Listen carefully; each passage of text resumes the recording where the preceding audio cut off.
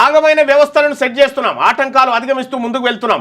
రాష్ట్ర అవతరణ దినోత్సవంలో సీఎం రేవంత్ రెడ్డి బానిసత్వాన్ని తెలంగాణ సమాజం సహించదు, ప్రజల ఆలోచనను ప్రభుత్వం ఆచరిస్తున్నది, తెలంగాణ వల్లే కులగణన కేంద్రం ఒప్పుకుంది, ప్రపంచంతో పోటీ పడేలా తెలంగాణ రైజింగ్ 2047, 10 ఏళ్లలో $1 ట్రిలియన్ ఎకానమీగా రాష్ట్రం, న్యూయార్క్ టోక్యోతో పోటీ పడేలా ఫ్యూచర్ సిటీ, స్వయం సహాయక గ్రూపుల్లోని మహిళలకు ఉచిత వైద్య పరీక్షలు, సన్నబియ్యం పంపిణీతో 3 కోట్ల మందికి లబ్ధి, ప్రభుత్వ స్కూళ్లలో ఫ్రీ స్కూల్ విధానం, ఇంకా 3 కోట్ల మంది ఇంకా రేషన్ పువ్వు తింటారు, కంట్రోల్ బియ్యం 3 కోట్ల తింటారు. ఈ సర్కార్ చెప్పిన లెక్కల ప్రకారం అయితే తెలంగాణ రాష్ట్రంలో కేవలం 70 లక్షల మంది, 70 లక్షల మంది ఉన్నత వర్గాలు, 3 కోట్ల మంది అంతే పేదోళ్ళు అన్నట్టు.